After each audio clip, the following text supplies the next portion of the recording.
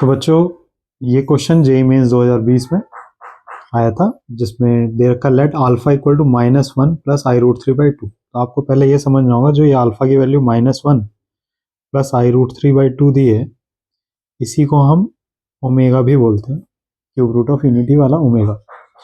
अब हमें जो क्वेश्चन दिया है, वो क्वेश्चन दिया है a equal to 1 plus alpha summation k equal to 0 से 100 तक, अल्फा के बाद 2k, और b की वैल्यू कुछ ये दी हुई है समेशन की फॉर्म में। Then a and b are the roots of the equation, यानी कि कुल मिला के हमें a और b की वैल्यू फाइंड करनी है। तो अगर हम a को ध्यान से देखें, तो अगर हम a को खोलेंगे तो a इक्वल टू आएगा 1 प्लस अल्फा, और समेशन को जब आप खोलने जाएंगे तो आप k की जगह रखेंगे 0, तो k की जगह 0 रखने पे अल्फा की पावर 0 हो जाएगा, प्लस k की जगह 1 रखेंगे तो अल्फा की पावर 2 हो जाएगा, प्लस k की जगह आप 2 रखेंगे तो अल्फा की पावर 4, फिर अल्फा की पावर 6, फिर 8, इस तरीके से आप चलते हुए जाएंगे। लास्ट में हम 99 रखेंगे, तो 99 रखने पे 198 हो जाएगा, और ये 200 हो जाएगा 100 पे। तो 1 प्लस अल्फा,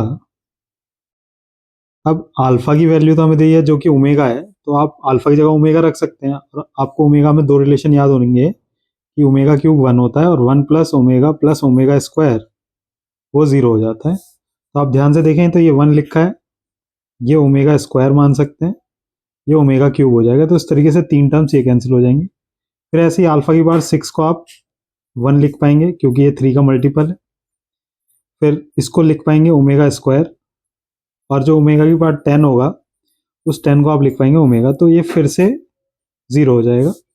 तो इस तरीके से तीन टर्म्स कटती चली जाएंगी। तो लास्ट वाली टर्म हमारे पास सिर्फ ये दो बचेंगी, जो कि क्या होंगी, ए इक्वल टू, इसको लिख सकते हैं आप 1 प्लस ओमेगा, और यहाँ पे 3 से इसको अगर कट करेंगे तो कितना बचेगा, 3 6 18, 3 6 18, ये 3 का मल्टीपल है तो ये 1 बचेगा, प्लस यहाँ बचेगा ओमेगा स्क्वायर।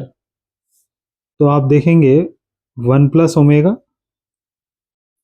और 1 प्लस ओमेगा की स्क्वायर की वैल्यू यहाँ से देखेंगे तो माइनस ओमेगा, और उस माइनस ओमेगा की मल्टीप्लाई करेंगे अंदर तो माइनस ओमेगा, और माइनस ओमेगा स्क्वायर, जो कि क्या हो जाएगा 1।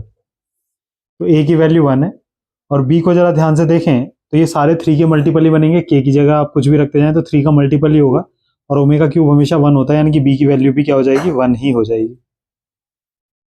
1 प्लस 1, ये हो जाएगा 101 टाइम्स, ठीक है, क्योंकि हर बार ओमेगा क्यूब बनेगा, उसकी वैल्यू 1 होगी, और ये 0 से लेकर 100 तक है तो 101 टर्म्स है, तो ये वैल्यू आ जाएगी 101। तो हमारी क्वाड्रेटिक बनेगी x square minus sum of zeros into x plus product of zeros 1 into 101, तो हो जाएगा x square minus 102 x plus 101।